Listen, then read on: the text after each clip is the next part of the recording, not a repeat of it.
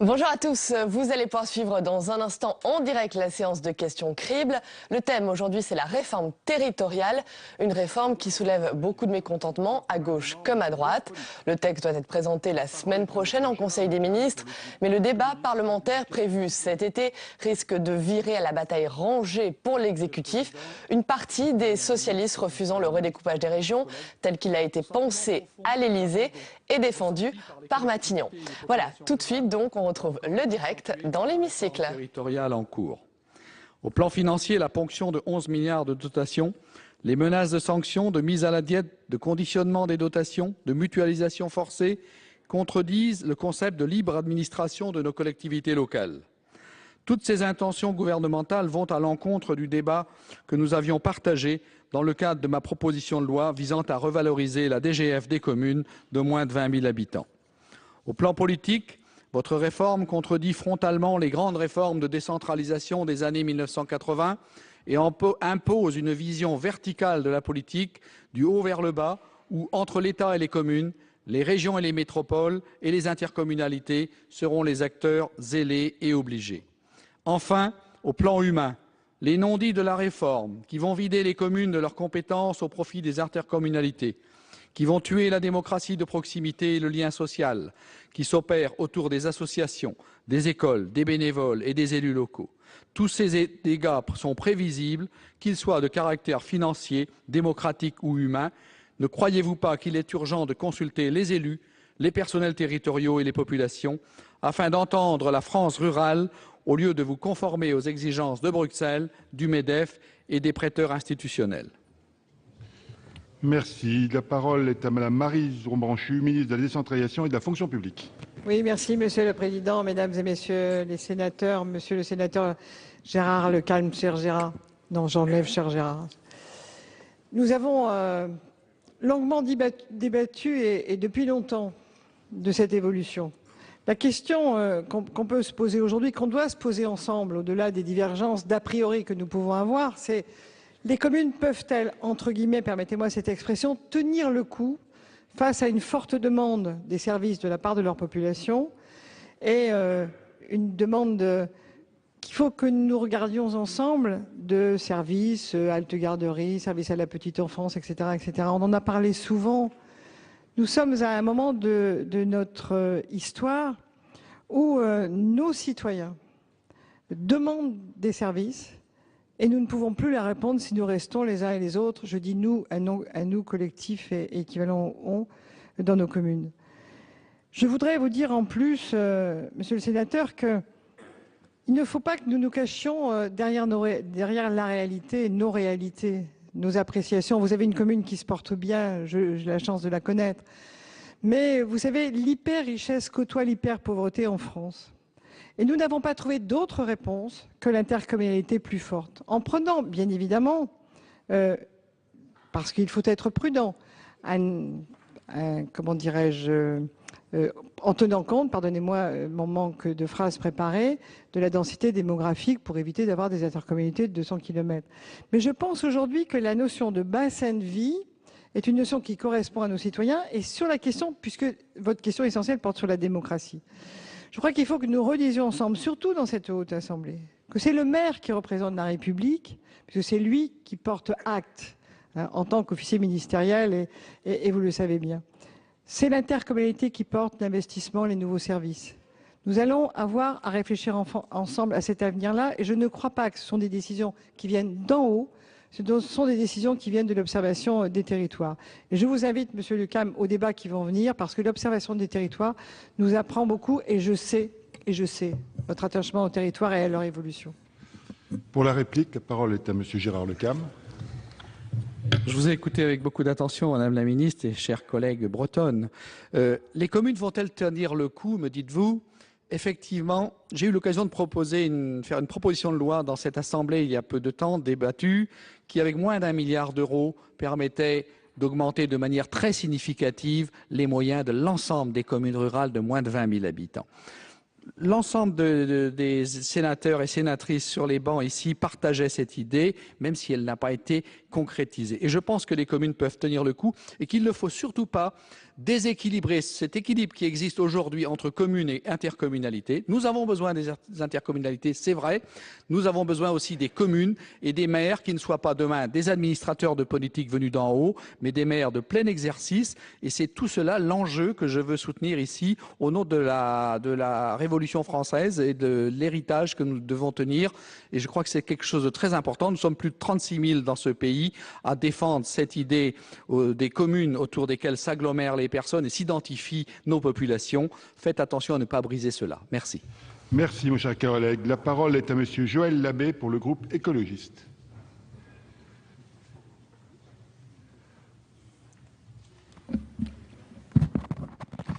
Monsieur le Président, Madame la Ministre, Monsieur le Ministre, chers collègues, territoires ruraux et décentralisation, ce thème est important en cette période post-électorale où nous devons de nous interroger sur les signes qui nous ont été donnés, notamment par une part importante des populations rurales, traduisant le sentiment de déclassement, le sentiment d'abandon de leur territoire.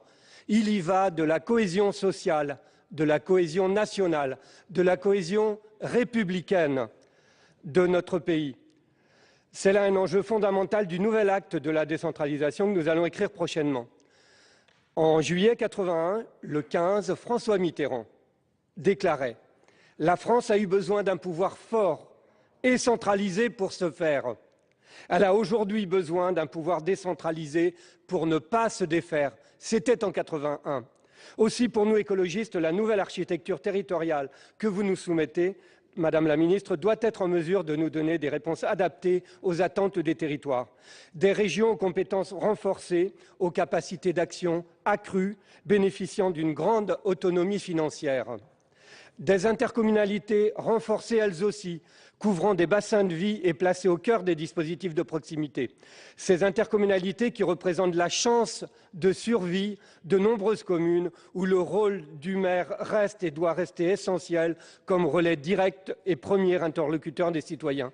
Ces intercommunalités seront à l'avenir le meilleur échelon pour exercer les compétences sociales de proximité en lieu et place des départements. Les territoires ruraux ainsi organisés autour des villes petites et moyennes seront au centre des stratégies régionales. Les campagnes seront à même de construire leurs propres projets de territoire, modernes et innovants. L'agriculture, historiquement au cœur de la ruralité, qui se trouve aujourd'hui à la croisée des chemins, pourra retrouver sa première fonction alimentaire de proximité. C'est donc des régions fortes qui permettront ce retour à l'équilibre, à la complémentarité, à la solidarité entre métropoles, villes petites et moyennes et territoires ruraux. Mais pour cela, il faudra à ces régions des moyens financiers à la hauteur des enjeux, alors que la dotation globale de fonctionnement est en baisse. Le seul moyen de répondre à la nécessité de solidarité et d'égalité des territoires est de mettre en œuvre une péréquation forte et ambitieuse. Alors, Madame la Ministre, j'en viens à ma question. Quelle est la position du gouvernement concernant l'élaboration d'un système de péréquation autant intra-régional qu'interrégional? Je vous remercie. Merci, mon cher collègue. La parole est à monsieur André Valigny, secrétaire d'État chargé de la réforme territoriale. C'est vrai. Merci, Monsieur le Président. Mesdames et Messieurs les sénateurs, Monsieur le Sénateur, les inégalités de ressources sont très fortes entre nos territoires, vous avez raison. Cela s'explique par une fiscalité injuste, mais aussi par un système de dotation trop inégalitaire. Notre réforme doit donc aller de pair avec une politique d'égalité des territoires, notamment grâce à une péréquation renforcée. Première mesure, la révision des valeurs locatives. Vous le savez, elle a été engagée en commençant par celle des locaux professionnels. C'est une œuvre de longue haleine. Pour les locaux d'habitation, l'article 74 de la LFR pour 2013 engage une expérimentation de cette révision des valeurs locatives qui doit être conduite fin 2014, début 2015. Une évaluation est prévue dans le rapport qui vous sera remis le 30 septembre 2015. Deuxième mesure, sur la péréquation et les dotations, nous devons être très ambitieux en matière de solidarité entre les territoires. Nous sommes favorables à une réforme de la DGF sur 2 années, 2015 et 2016, et avec Marie-Lise Lebranchu et Christian Eckert, nous y travaillons activement pour que cette DGF soit plus juste. L'enjeu est considérable puisque la DGF, c'est 40 milliards d'euros, dont 23 pour les communes et leur groupement, le bloc communal. Les arbitrages ne sont pas rendus, mais nous sommes favorables, avec Marie-Lise Lebranchu, à une progression très sensible de ce qu'on appelle la péréquation verticale dans la DGF, c'est-à-dire une hausse forte de la dotation de solidarité urbaine, qui représentait 1,5 milliard en 2014, et de la DSR, la dotation de solidarité rurale, qui représente 1 milliard cette année, avec un agenda programmé de hausse sur 3 ans.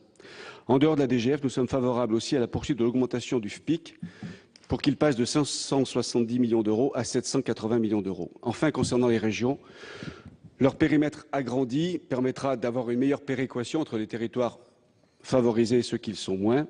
Et nous sommes favorables à ce que, dès 2016, dans le cadre des nouvelles grandes régions que nous sommes en train de mettre au point avec le gouvernement, et la carte sera soumise au Parlement cet été, la péréquation soit plus forte, je le répète, entre les territoires riches et ceux qui le sont moins. Enfin, dernier exemple sur la péréquation, Maryse Lebranchu a fait voter une loi le 27 janvier, la fameuse loi MAPTAM, qui prévoit plus de péréquation, notamment au sein de la métropole du Grand Paris et dans la future métropole d'Aix-Marseille-Provence. Vous voyez, monsieur le sénateur, nous sommes très attentifs à votre souci d'une plus grande solidarité entre les territoires.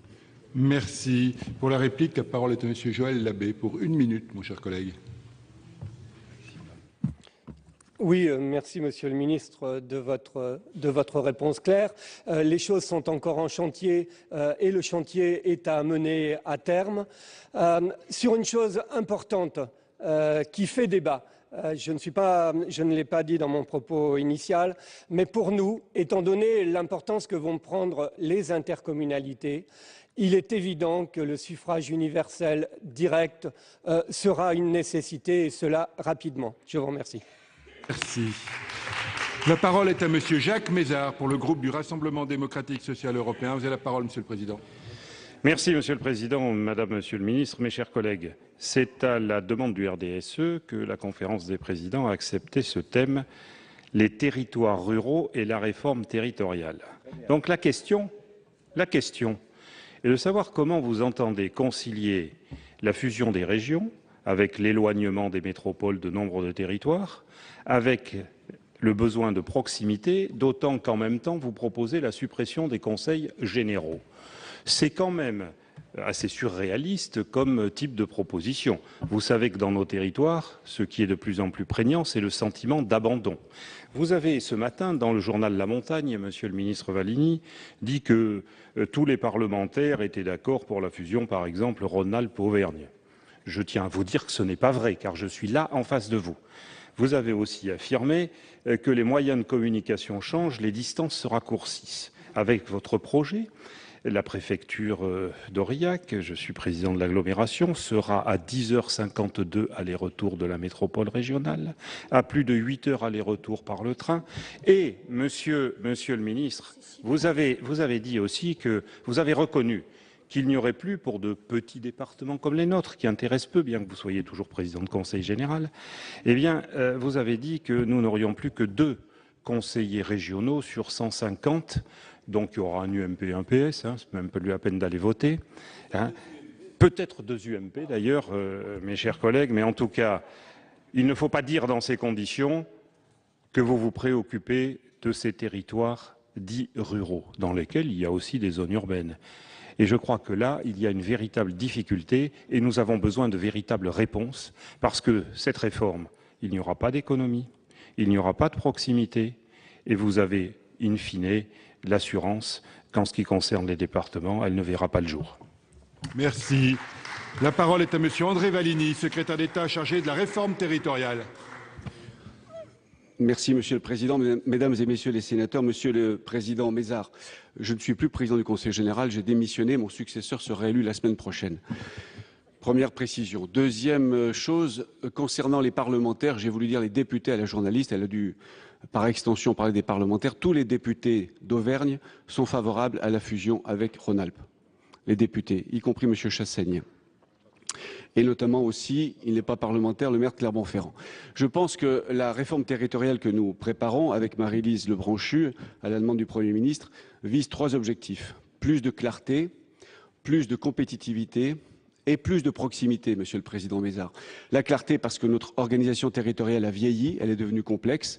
Les citoyens ne s'y retrouvent plus et c'est une exigence démocratique que d'avoir une organisation territoriale plus claire, où le citoyen puisse savoir qui fait quoi, qui finance quoi. Deuxième objectif, la compétitivité. Des grandes régions, plus grandes par la taille, plus grandes aussi par le poids démographique, par le poids économique, seront mieux à même de jouer leur rôle dans la compétition internationale entre territoires, entre grandes régions européennes. Avec les compétences que nous allons leur conférer, notamment le développement économique, l'aide aux entreprises, l'aide à l'innovation, les transports, y compris les routes, ces régions, ces grandes régions françaises seront mieux armées, je le répète, dans la compétition européenne, voire mondiale. Enfin, la proximité. C'est votre préoccupation, c'est aussi la mienne. J'ai moi aussi dans mon département, monsieur le sénateur, des territoires ruraux qui s'organisent depuis 20 ans autour d'intercommunalités qui grandissent, qui ont déjà grandi à la suite de la dernière loi, qui vont grandir encore avec des dérogations pour les territoires de montagne. Le seuil de 20 000 habitants sera sans doute aménagé dans les territoires les plus enclavés et les moins peuplés. Mais ce sont les intercommunalités qui ont tout changé. La pertinence de l'échelon départemental est remise en cause par la montée en puissance des intercommunalités. Jean-Pierre Bel l'a dit, il faut supprimer les conseillers généraux à condition de ne pas les remplacer par rien. Alors nous réfléchissons avec d'autres à une fédération d'intercommunalités, à un conseil des communautés, à une assemblée de communautés. Cette idée remonte au rapport Mauroy de 2000. Et non, pas encore des structures. Il s'agirait simplement de regrouper les communautés de communes pour qu'elles s'organisent entre elles et qu'elles fassent jouer la solidarité entre celles qui sont favorisées et celles qui le sont moins. Nous avons 4 ans pour réfléchir au remplacement des conseils généraux par ces structures de solidarité territoriale. Merci. Pour la réplique, la parole est à monsieur Jacques Mézard. Merci, Monsieur le Président. Inutile de vous dire que je ne suis pas convaincu par les explications de Monsieur le Ministre. Alors, nous sommes dans une situation, Monsieur le Ministre, où vous voulez davantage de simplicité, de clarification. Nous l'avons toujours dit. Ici même, d'ailleurs, j'ai voté contre le rétablissement de la clause de compétence générale, il y a quelques mois. Aujourd'hui, vous proposez l'inverse. C'est assez original comme cohérence. Bon. Et je crois que... oui, monsieur. Il n'en reste pas moins que vous n'avez pas répondu à la réalité, au fond de la question. Cette proximité, à partir du moment où vous avez des métropoles régionales extrêmement éloignées, où vous supprimez les conseils généraux, vous nous parlez de regroupement d'intercommunalités. Je suis président d'agglomération, je sais ce que c'est. J'ai proposé ici même, au nom de mon groupe, un système pour élire les conseillers départementaux sur la base des intercommunalités. Vous vous y êtes opposé, il n'y a pas longtemps, il y a moins d'1 an. Donc là aussi, contradiction. Ce dont nous avons besoin, c'est d'objectifs clairs, lisibles. Et ça, nous ne l'avons pas encore trouvé, c'est ce que je tenais à vous dire. Merci. La parole est à monsieur François-Noël Buffet pour le groupe Union pour un mouvement populaire.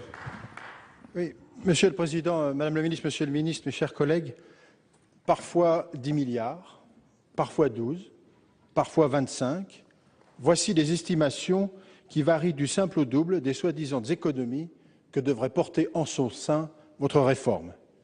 Pourquoi tant d'écart?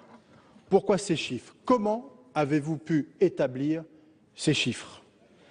Car telles sont bien aujourd'hui les questions que se posent l'ensemble des élus locaux de notre nation.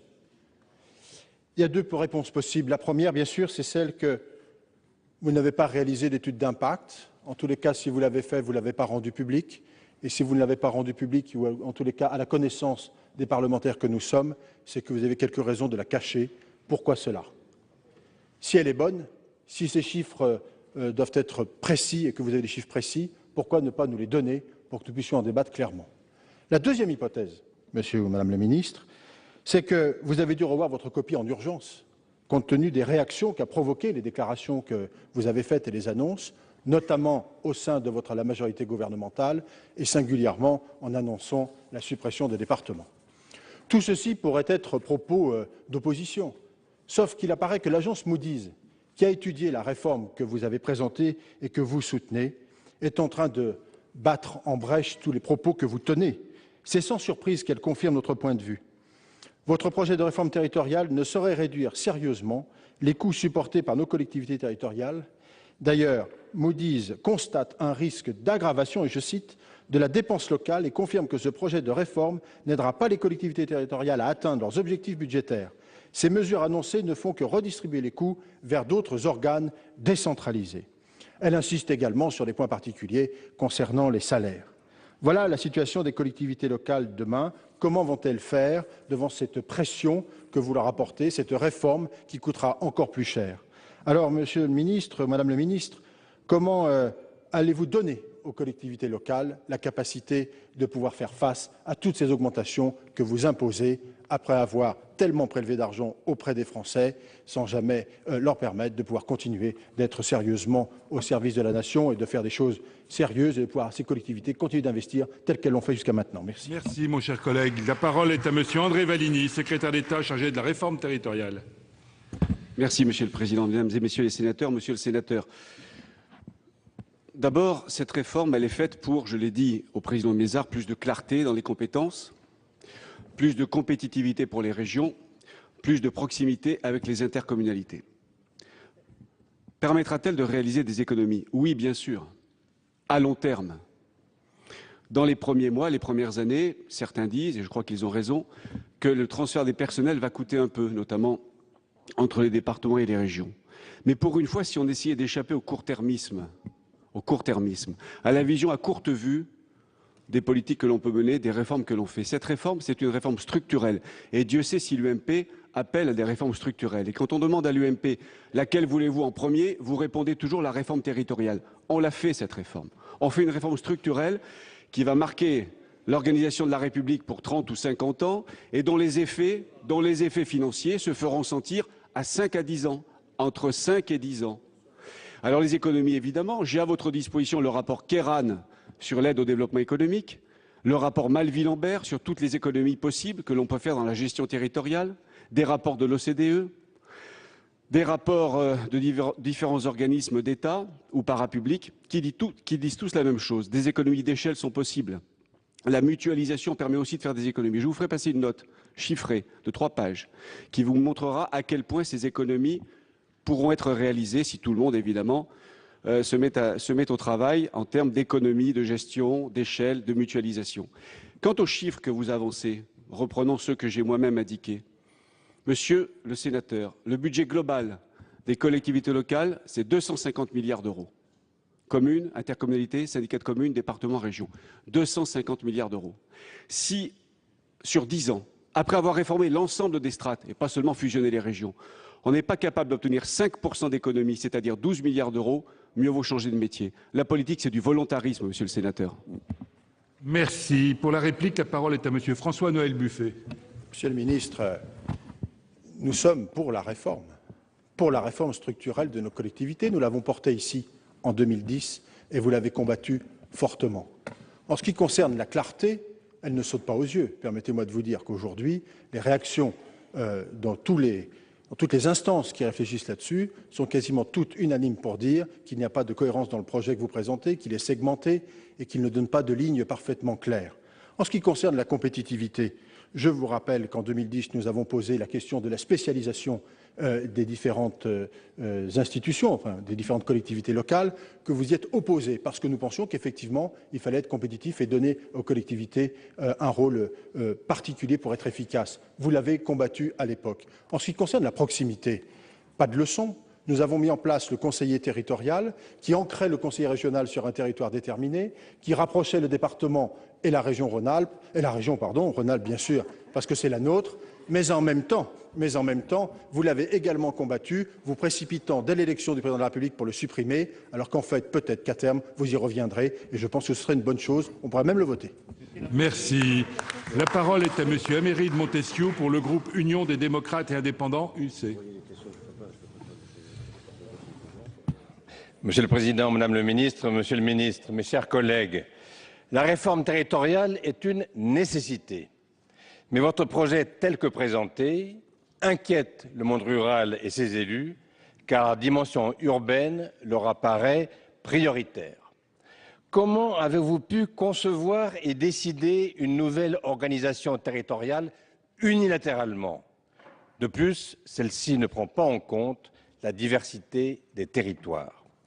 À peine la carte des EPCI adoptée avec un seuil de 5 000 habitants, vous imposez ex abrupto aux intercommunalités un nouveau seuil minimal de 20 000 habitants d'ici fin 2016. La compétence sociale pour les conseillers généraux dans les zones rurales se résume souvent à des guichets. Et la majorité des intercommunalités ne peut supporter cette charge. Avant tout, tiendrez-vous compte des bassins de vie? Quelle sera la place des services de l'État? L'État pourrait-il reprendre une partie des compétences sociales via ces services déconcentrés? Quel sera l'avenir des chambres consulaires, écho des préoccupations du monde rural? Pour l'heure, il n'est question que du découpage des régions.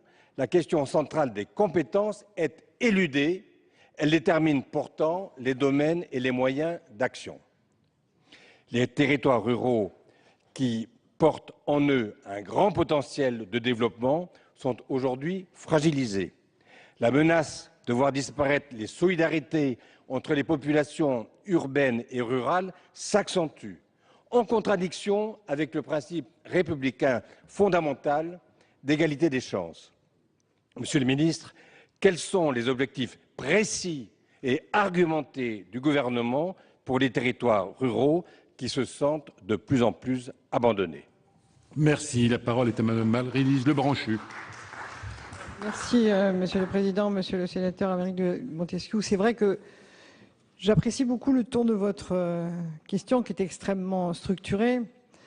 Vous avez raison de parler du sentiment d'abandon. On en a souvent parlé au cours de nos derniers débats. Vous avez raison de parler territoire et compétences, c'est-à-dire carte et compétences. Et le 18 juin, donc moi-même avec André Vallini, déposons un texte sur les compétences, pendant que le ministre de l'Intérieur déposera le texte, ce qui est de droit bien évidemment, sur la carte des régions. Mais juste quelques points, parce que le temps nous est compté. Vous dites les intercommunalités, 20 000 habitants, ce sera difficile. Il y a une clause de revoyure dans la loi de 2010 que nous avons appliquée parce que la continuité républicaine est nécessaire. Et cette clause de revoyure va nous permettre de poser la question d'intercommunalité plus grande, en prenant en compte bien évidemment la ruralité en particulier, puisque la densité d'habitants au kilomètre carré, qui sera un des critères qui sera donné au préfet pour réunir les SDCI, portera sur essentiellement le monde rural et la montagne. Donc nous prenons en compte cette difficulté. Mais quand vous regardez bien le sentiment d'abandon, quand vous regardez quand vous lisez un certain nombre d'études extrêmement bien documentées, on voit que ce sentiment d'abandon est né d'une série de grandes difficultés. Fermeture de la poste, fermeture de la perception, fermeture de l'école, absence de services. Et petit à petit, un sentiment effectivement de difficulté d'accès aux services des entreprises publiques et aux services de l'État. Et nous ne voulons pas, André Vallini et moi, porter cette responsabilité-là, même si je reconnais à l'ancienne majorité la difficulté de garder toutes les recettes perception, par exemple. Donc nous avons à repenser ensemble l'accès aux services publics. Parce que vous avez parfaitement raison, en particulier sur un point. Il n'y a pas d'égalité des possibles en France. Et notre souhait, c'est de répondre à l'égalité des possibles. Et l'égalité des possibles, ça passe effectivement par une organisation territoriale, mais ça passe par la péréquation, André Vallini l'a expliqué, ça passe aussi par un travail en commun sur notre organisation territoriale pour que chaque enfant de France ait accès au possible, ce qui n'est pas aujourd'hui le cas. On continuera ce débat, monsieur le sénateur, à l'automne, je pense.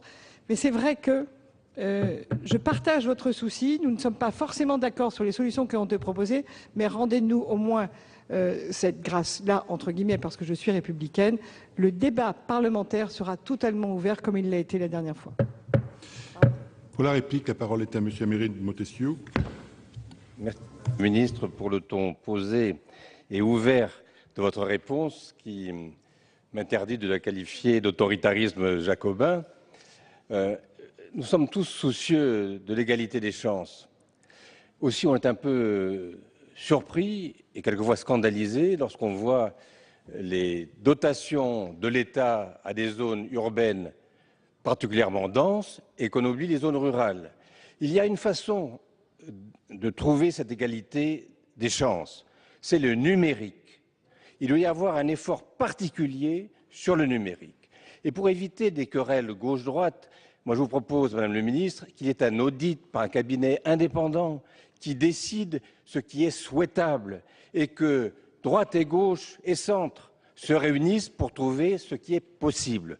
On ne doit pas avoir d'affrontement politique sur un sujet aussi profond, aussi important pour notre pays. Chers collègues, la parole est à Madame Frédérique Espagnac pour le groupe socialiste. Merci, Monsieur le Président. Madame la Ministre, mes chers collègues. La réforme territoriale engagée est un chantier décisif pour l'avenir de notre pays et de nos territoires. La réorganisation et la simplification du maillage territorial français apparaît depuis des années comme tout à fait nécessaire, tant sur les bancs de la droite que de la gauche, à l'Assemblée nationale et au Sénat. J'observe qu'à l'heure de la réforme, il y a beaucoup moins de velléité d'un coup. Pourtant, permettez-moi de rappeler, mes chers collègues, qu'un large consensus s'était dégagé ici au Sénat au moment du vote du rapport Raffarin-Kraetinger en 2013, qui préconisait déjà cette simplification administrative. Cette fusion des régions permettra d'accroître leur puissance, notamment économique, de promouvoir l'emploi, comme mes collègues l'ont dit, et la cohésion territoriale. Tous les gouvernements précédents ont évoqué la nécessité d'une telle réforme, mais c'est ce président de la République et ce gouvernement qui ont le courage de s'y attaquer. La réforme est difficile, certes, mais elle est nécessaire et nous le savons tous. C'est parce que nous voulons que cette réforme soit une réforme de structure dans le paysage territorial français qu'elle marque une étape décisive pour nos territoires et que nous voulons aussi vous faire part des inquiétudes que nous constatons chaque semaine dans nos départements, Madame la Ministre. Depuis les annonces du Président de la République, relayées ensuite par le Premier ministre et le gouvernement, les interrogations des élus locaux que nous sommes se multiplient, particulièrement dans les territoires ruraux. Ces territoires, vous le savez mieux que personne, Madame la Ministre, souffrent depuis un moment d'un sentiment de relégation et ont été particulièrement touchés par la crise que nous traversons. Il faut donc faire particulièrement attention à ne pas accentuer ce sentiment d'abandon dont parlait Émeric de Montesquieu il y a quelques minutes, en donnant l'impression qu'on éloigne encore un peu plus ces territoires des centres de décision. Nous connaissons l'attachement du gouvernement à la préservation et au développement de la ruralité, mais il faut que cela se traduise dans des actes et dans des mesures qui seront prises dans ces deux projets de loi. Dans mon département des Pyrénées-Atlantiques, les attentes sont fortes. Au Pays Basque, tout d'abord, un territoire identitaire. Cette réforme peut ouvrir des perspectives intéressantes, et je vous en remercie, Madame la Ministre, dans une approche territoriale de solidarité de rural par l'urbain. En Béarn, par contre, il en va de même pour les zones de montagne. Néanmoins, cela concerne beaucoup d'autres territoires sur notre pays. Dans sa tribune publiée le 3 juin 2014 dans la presse régionale, le président de la République a très légitimement affirmé que des adaptations seront prévues pour des zones de montagne et des territoires faiblement peuplés. C'est une nécessité absolue. Dans les zones dans ces zones qui font déjà face à de nombreux risques de disparition des services publics de proximité, avec des menaces de fermeture de centres postaux ou de gendarmerie, il est important que le gouvernement précise ses intentions. Et donc, Madame la Ministre, je vous demande plus précisément de nous en faire part. Merci. Merci. La parole est à Madame Marie-Lise Lebranchu. Oui, merci, Monsieur le Président. Madame la sénatrice Espagnac, c'est vrai que sur place, avec vous, on a pu constater que ce sentiment d'abandon n'est pas une invention de notre part et qu'il y avait une vraie demande d'accès aux services publics. Et d'ailleurs, la première chose qu'il faut redire ici, c'est que dans ce projet de loi, comme dans l'ensemble de la politique du gouvernement, l'action publique, le service public sont au centre de nos préoccupations et que nous y tenons. Parce que moi, j'entends que la réforme est difficile, j'entends l'opposition avoir des mots un peu durs. Mais je lui rappelle que l'action publique, le service public au cœur de la République ont été mis aussi en danger à d'autres moments. Donc il faut que nous soyons très sereins et très apaisés sur cette question de l'action publique. Sur le cas que vous dites, par exemple, est-ce qu'il est possible d'avoir une intercommunalité suffisamment forte qui réponde à l'histoire, à la langue, à la culture? Sans doute. Est-ce qu'il est possible d'allier cette reconnaissance d'un passé qui rend plus fort avec des volontés de développement, d'ouverture au monde, d'ouverture aux autres, sans aucun doute. Donc sur ce point, nous aurons débat et je pense qu'il sera intéressant. Mais nous ajouterons un côté avec ce qui a été déjà proposé, mais que nous allons renforcer, qu'il est indispensable que dans nos départements ruraux, nous ayons des maisons de services publics, que nous soyons en capacité de les regrouper pour que le citoyen sache où, quand, et avec quels moyens il peut se rendre vers quelqu'un qui aura l'obligation de répondre à toutes ces questions concernant l'action publique. Parce que l'action publique, elle est exercée au nom de l'État par les collectivités depuis la décentralisation, mais elle doit rester une, même si, et je vous l'accorde avec beaucoup d'appréciation philosophique et sociologique, il ne faut jamais rayer l'histoire. Et enfin, ce que j'ai trouvé intéressant dans des zones comme la vôtre, c'est l'extrême, j'ai envie de dire, acharnement des élus à dire que chaque enfant de votre territoire doit avoir accès à tous les services. Et au cours de débat, c'est sur ces questions que André Vallinier et moi, nous nous engageons à répondre. Merci pour la réplique. La parole est à Madame Espagnac. Merci, Monsieur le Président. Madame la Ministre, je vous remercie pour votre réponse. Nous comprenons parfaitement la triple nécessité de cette réorganisation politique et administrative de la France. Cela se justifie à la fois sur le plan démocratique, l'architecture actuelle étant mal comprise par les citoyens sur le plan économique aussi. Les acteurs attendent une organisation simplifiée pour faciliter la production, les déplacements, enfin sur le plan financier en participant à la maîtrise des dépenses publiques, comme nous l'avons dit. Moi-même, en l'ensemble du groupe socialiste, nous voulons nous engager dans cette réforme. Nous voulons le faire avec détermination, mais également avec franchise, pour que le travail du Sénat représentant les collectivités locales soit constructif et permette à cette réforme d'être bénéfique pour toutes les parties de notre territoire et même surtout pour les plus reculés, les plus fragiles. Car nous pensons que ce profond changement doit être l'occasion de repenser l'approche des services publics dans les territoires ruraux, vous venez de le dire, la mutualisation et la modernisation des compétences doit être engagée. Il est temps pour l'avenir de ces territoires ruraux qui sont une chance pour notre pays d'identifier l'itinérance des services, d'identifier des réseaux existants, notamment en matière de santé, d'amplifier la politique volontariste de développement et de transformation des maisons de services publics, comme vous l'avez dit, ou encore de finaliser leur couverture par le très haut débit, ce qui est très important aujourd'hui. Ces questions doivent faire partie intégrante de notre réflexion à tous au moment de repenser l'organisation administrative de nos institutions et la répartition de leurs compétences. Vos premiers éléments de réponse semblent aller dans le bon sens, Madame la Ministre. Je m'en réjouis, car ces territoires ruraux ne doivent pas et ne peuvent pas être oubliés dans le cadre de cette réforme territoriale. Il en va de l'avenir, mais également celui de notre pays. Merci. La parole est à Monsieur François Pillet pour le groupe Union pour un mouvement populaire. Monsieur le Président, Madame, Monsieur les ministres, mes chers collègues, je cite les mots exacts prononcés par le Président de la République il y a moins de 5 mois lors de ses vœux aux Corésiens. Les départements gardent leur utilité pour assurer la cohésion sociale et la solidarité territoriale, et je ne suis donc pas favorable à leur suppression pure et simple comme certains le réclament. Car des territoires ruraux perdraient en qualité de vie, sans d'ailleurs générer d'économies supplémentaires si l'on y supprimait le département. Fin de citation. Voilà un diagnostic qui me paraît largement partagé. Dans ce contexte, comment comprendre le projet de réforme territoriale dont les dispositions n'ont cessé d'être contredites par les membres de votre gouvernement et décriées d'ailleurs par bon nombre des membres de votre majorité? Dans nos territoires, pour une grande majorité d'élus et pour nos concitoyens, toutes sensibilités confondues, cette réforme semble relever de l'opportunisme politique plutôt que de la satisfaction de l'intérêt général. Il est question de reporter les élections départementales et régionales. Comment voulez-vous que nos concitoyens n'analysent pas cette volonté par la peur manifeste d'un énième revers annoncé pour votre majorité? Après avoir d'ailleurs modifié le scrutin départemental pour influer a priori sur son résultat. Vous affirmez que ce projet de réforme territoriale vise à réduire le millefeuille administratif, mais dans les faits, il n'en sera rien, puisque les mesures prévues se limitent à notre connaissance à supprimer la clause générale de compétence, fraîchement rétablie après l'avoir manifestement et massivement combattue en 2010. Pour la suppression du département coquille vide, je prendrai un seul exemple, celui des routes anciennement nationales qui ont été départementalisées. Que vont-elles devenir? Vont-elles être régionalisées?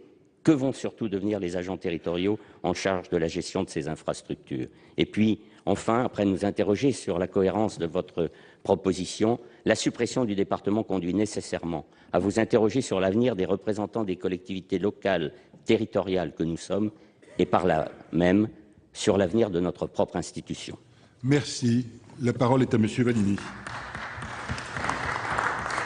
Merci, Monsieur le Président. Mesdames et Messieurs les sénateurs, Monsieur le Sénateur, je suis conseiller général et je sais depuis 22 ans maintenant à quel point les conseils généraux ont été utiles depuis les grandes lois de décentralisation. Je sais à quel point chaque président de conseil général, qu'il soit de droite ou de gauche, a pris à cœur les missions qui lui ont été confiées par ces lois, mon roi de fer, à quel point chaque conseiller général dans son canton est investi dans sa mission, qu'il accomplit avec beaucoup de dévouement et souvent avec passion. Il y a un attachement très fort entre le conseiller général, son territoire, la population de ce territoire. Je sais tout ça, je le vis moi-même, depuis 22 ans, je le répète. Mais depuis les lois de décentralisation, justement, les choses ont changé. La montée en puissance des intercommunalités, c'est ce que je répondais au président Mézard tout à l'heure, a remis en cause la pertinence de l'échelon départemental. Aujourd'hui, les communes sont regroupées, elles vont le faire encore davantage demain, les intercommunalités vont grandir, c'est prévu dans la loi que nous vous présenterons cet été. Elles passent déjà des conventions entre elles, pour exercer certaines compétences à la place du département. Moi-même, dans mon département de l'Isère, il y a des communautés d'agglomération et de communes qui, par-dessus le Conseil général, ont passé des conventions, ont noué des partenariats en matière de transport, de développement économique, de gestion du foncier, de logement. Le Conseil général garde toute sa pertinence, c'est vrai, et c'est ce que le président de la République avait dit à Tulle, en matière de solidarité sociale. Lorsque nous aurons voté la loi sur les grandes régions plus puissantes et sur les intercommunalités plus grandes aussi, nous aurons 4 ans pour voir comment transmettre les compétences sociales des conseils généraux aux régions, aux intercommunalités. Certains proposent même à l'État, je pense au RSA et aux caisses d'allocation familiale. Le débat est ouvert. Nous aurons 4 ans, notamment au Sénat, pour réfléchir ensemble à la meilleure façon d'assurer cette transition vers l'année 2020. Donc voilà, je veux vous rassurer de ce point de vue. Les conseillers généraux jouent un rôle très utile en matière sociale. Il n'est pas question de remettre en cause les politiques de cohésion sociale, l'APA, la PCH, le RSA, et encore moins l'enfance en danger, où les conseillers généraux font un travail remarquable. Nous aurons le temps de voir à qui confier ces compétences majeures dans la cohésion sociale de notre pays. Merci. Monsieur François Pillet. Monsieur le ministre, je n'abuserai pas de la minute qui m'est donnée pour vous poser une autre question, mais je voulais tout de même vous attirer votre attention sur le fait qu'une telle réforme touche à la vie démocratique de notre pays telle qu'elle fonctionne de manière ancestrale. Nous ne ferons pas cette réforme-là uniquement entre élus. Il faut que nos concitoyens y adhèrent. Et, Monsieur le ministre, je vais vous donner tout simplement le sentiment, certes peu scientifique, que je ressens en étant sénateur du Cher, département rural, c'est que après les diminutions de dotation, après les prises de frais supplémentaires qu'engendre en particulier la réforme des temps scolaires, cette réforme est mal partie pour être susciter une adhésion chez nos concitoyens. Merci. La parole est à Monsieur Vincent Eblé pour le groupe socialiste. Monsieur le Président, Madame, Monsieur le Ministre, annoncé par le Premier ministre, nous saluons l'objectif du gouvernement d'entamer une réforme territoriale. Cette réforme, nécessaire pour optimiser la conduite des politiques publiques, suscite des interrogations, notamment avec la disparition annoncée des conseils généraux au profit de régions renforcées, des métropoles et des intercommunalités. Si la capacité de reprise de leurs compétences par les métropoles et les grandes intercommunalités ne semble pas poser de difficultés majeures pour les zones très denses, nous sommes interrogatifs à l'égard des territoires à densité moyenne ou faible, dits ruraux et périurbains. Souligné dans le rapport Raffarin-Cratinger, le département, par ses compétences de proximité, est le premier échelon de la décentralisation. Il possède une forte capacité fonctionnelle d'instances de cohésion sociale, insertion, dépendance, handicap, protection de l'enfance en danger, ainsi que d'instances irremplaçables d'expression des besoins spécifiques de la ruralité, assurant une péréquation de fait entre ville et campagne. Il a été notamment le fédérateur des intercommunalités, au profit desquelles il a exercé une fonction d'ingénierie. Le Conseil général est l'interlocuteur naturel des maires, qui estiment que le département présente un intérêt majeur pour leur territoire. Avec la perspective de la suppression de cet échelon, les débats qui s'ouvriront dans les prochains jours doivent permettre de trouver les bons outils de l'action publique pour prendre en considération le devenir de ces territoires ruraux. Néanmoins, cette notion de ruralité paraît peu précise. À titre d'exemple, la nature du département dont je suis l'élu, la Seine-et-Marne, en fait un territoire hétérogène, avec une large zone ouest de densité moyenne aux fonctions métropolitaines avérées, pôle de Roissy, ville nouvelle de Marne-la-Vallée et de Sénart, agglomération préfecture autour de Melun, et des territoires à l'est dont la densité de population est beaucoup plus faible et où la reprise des politiques publiques conduites par les conseils généraux semble extrêmement délicate par les outils dont disposent les communes et les intercommunalités de faible taille. Avec cette mixité au sein d'un même département, comment qualifier la Seine-et-Marne ? La question se pose dans les mêmes termes pour toutes les zones périurbaines, en périphérie des métropoles et des grandes intercommunalités. La disparition des conseils généraux marquerait une perte de dynamique pour ces territoires. Il convient donc de trouver le bon échelon, la bonne répartition des compétences pour leur permettre de conserver une réelle dynamique de développement. Nous savons que le gouvernement est très attentif aux problématiques des territoires à faible densité. Ainsi, nous souhaiterions connaître vos intentions dans le projet de loi à venir. La parole est à Monsieur André Valigny. Merci Monsieur le Président, Mesdames et Messieurs les sénateurs. Monsieur le sénateur Eblé, vous savez de quoi vous parlez, puisque vous présidez avec beaucoup d'efficacité et d'investissement personnel le Conseil général de Seine-et-Marne.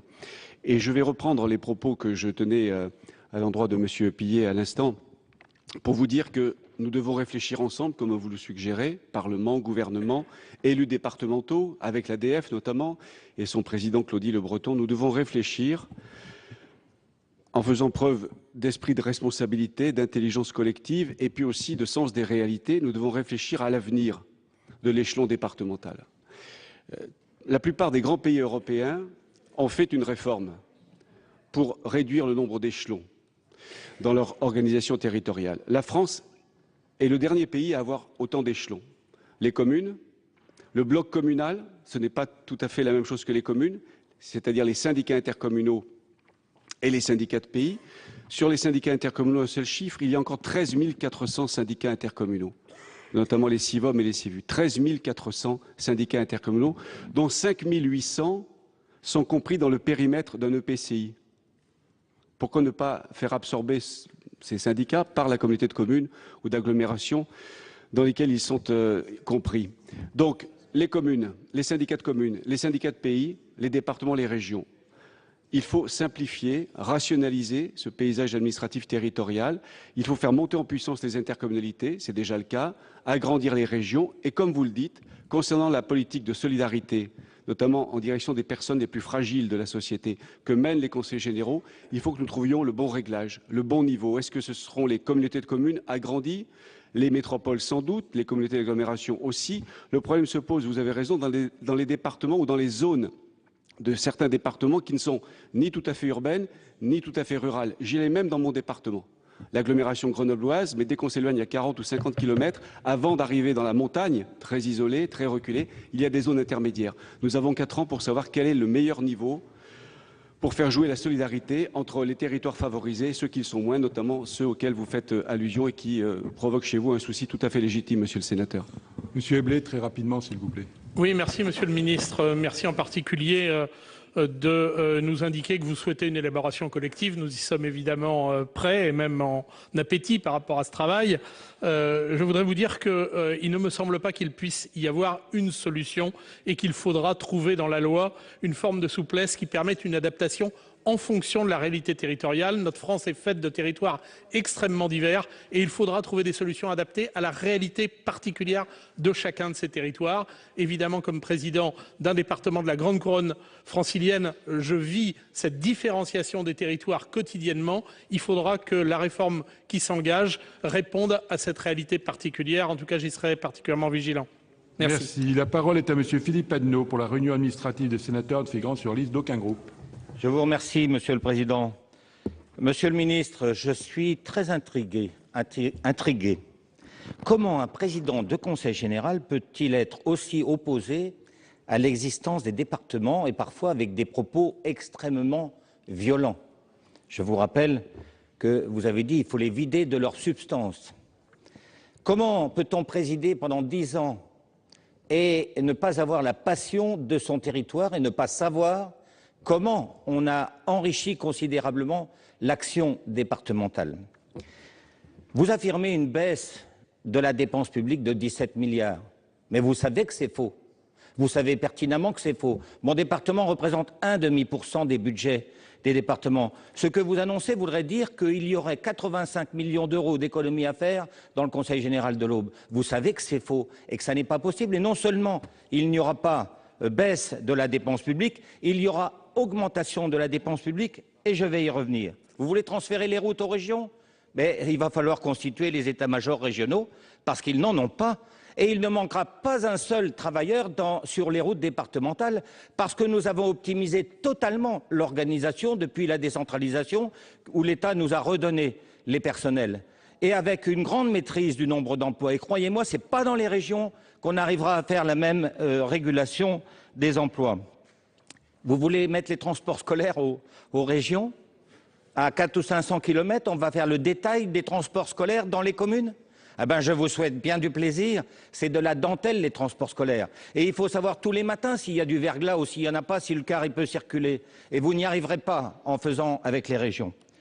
Alors voilà, aujourd'hui, quand une région veut construire un lycée, en même temps qu'un collège, ça arrive dans un département, eh ben, ce n'est pas la région qui construit, c'est le département qui construit pour le compte de la région parce qu'ils n'ont pas les services. Donc vous allez produire un nombre incalculable d'états-majors au niveau régional et je vous garantis que la dépense publique, vous n'y en êtes pas encore arrivé.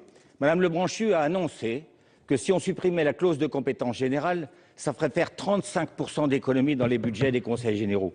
Il faut vraiment ne rien connaître au budget pour pouvoir dire des sottises pareilles. Voilà, je voudrais vous dire, Monsieur le Ministre, que moi j'ai commencé à faire les comparaisons entre les régimes indemnitaires des conseils régionaux et des conseils départementaux. Vous allez avoir une augmentation de plus de 15% de la masse salariale, sans compter l'augmentation du nombre de fonctionnaires, parce que les régions n'ont pas été raisonnables sur le sujet. Dans le domaine des TOS, nous avons diminué le nombre de TOS dans les collèges. La région, alors que le nombre de lycéens diminuait, a augmenté le nombre de TOS dans les collèges. Vous préparez la ruine des finances de la France. Vous préparez la désertification de nos campagnes. Les communes aujourd'hui nous demandent de monter des agences techniques pour les aider parce qu'elles n'en ont pas la possibilité. Je m'arrête là et je reprendrai pour la minute. La parole est à Monsieur André Valigny. Merci Monsieur le Président, Mesdames et Messieurs les sénateurs. Monsieur le sénateur, d'abord j'ai la passion de mon territoire, de mon département. J'y suis né. J'ai été maire de ma petite ville natale, je suis conseiller général du canton de cette ville natale et je suis donc depuis 22 ans conseiller général. J'aime beaucoup le département de l'Isère et je me donne à fond dans les mandats locaux qui m'ont été confiés par le suffrage universel. Pour autant, je ne suis pas attaché à l'institution Conseil général, créée il y a plus de 200 ans, en 1790, devenue collectivité locale en 1871. Les choses évoluent, les choses bougent, la société évolue aussi. Donc on peut être attaché à son territoire, à son département, à son canton, et en même temps vouloir que les institutions s'adaptent à la société. Donc je ne reviens pas sur ce que j'ai dit à vos collègues il y a quelques instants, au fil des réponses que j'ai apportées.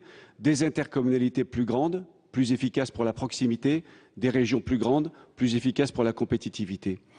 Quant à la gestion des conseils généraux, j'ai la fierté, avec mon équipe, depuis 13 ans maintenant, de ne pas avoir augmenté les impôts du département de l'Isère depuis 10 ans et d'avoir le département le moins endetté de France, en euros par habitant. Et donc celui qui investit le plus en euros par habitant. Parce que pas de dette, donc beaucoup d'investissements. Donc en matière de gestion des collectivités locales, je peux en parler quand vous voulez, monsieur le sénateur, mais les régions pourront demain être tout à fait capables d'assumer les compétences que nous allons leur transférer en déléguant ensuite, pour la proximité, aux intercommunalités, le transport scolaire, voire même, pourquoi pas, l'entretien de certaines routes. On fait des économies d'échelle, notamment sur les marchés publics, sur les services généraux, sur la paye, la gestion des ressources humaines, mais ensuite, pour la proximité, on a les relais des intercommunalités qui seront là pour exercer au mieux, au plus près des habitants et de leurs besoins, les compétences. Donc ne vous inquiétez pas, monsieur le sénateur, on va faire ça ensemble, en connaisseurs de l'action publique locale, et je suis sûr qu'on peut encore dépasser les clivages partisans et faire une belle et grande réforme territoriale. Monsieur Philippe Madot. Oui, monsieur le ministre, je pense que nous allons devoir faire quelque chose. C'est demander à la Cour des comptes de chiffrer le coût de la réforme que vous voulez mettre en place. Parce qu'il y a eu énormément de mensonges dénumérés. Et moi, je vous garantis que quand cette analyse sera faite, c'est une augmentation de la dépense publique, et pas pour quelques années. En permanence, vous aurez une augmentation de la dépense publique. Tout ce qu'on a réussi à rationaliser, mais ça me fait sourire de penser que vous allez donner demain les enfants étrangers, les mineurs étrangers isolés aux intercommunalités. Ils vont être contents de s'occuper de ça. Et puis vous, qui voulez maintenant nationaliser les pompiers, vous allez être très contents de vous occuper d'augmenter la dépense publique à chaque fois que vous aurez besoin de traiter les problèmes des pompiers. Vous nous avez demandé aujourd'hui d'assumer, à chaque fois qu'il y a une augmentation, ce sont les départements qui s'en occupent. Et vous voulez maintenant les renationaliser? Eh bien, je vous souhaite bien du plaisir pour la dépense publique. Je crois vraiment qu'il y a une urgence. Et je pense que vous vous trompez totalement sur la capacité des intercommunalités. Elles n'ont même pas fini de se regrouper. Ça doit se terminer en 2017. Elles n'ont pas encore décidé le niveau de compétences qu'elles veulent prendre. Et vous voulez déjà les remettre sur l'ouvrage? C'est de la folie pure. Et ils vont vous le dire au mois de septembre, aux prochaines élections sénatoriales. Merci. Je vais suspendre la séance, mes chers collègues. Elle sera reprise à 16 h pour la discussion de la question orale avec débat numéro 9 de M. Jean Desessarts. Voilà, vous avez donc pu suivre en direct de l'hémicycle la séance de questions cribles, des questions cribles consacrées aujourd'hui à la réforme territoriale. Tout de suite, la suite de nos programmes sur Public Sénat.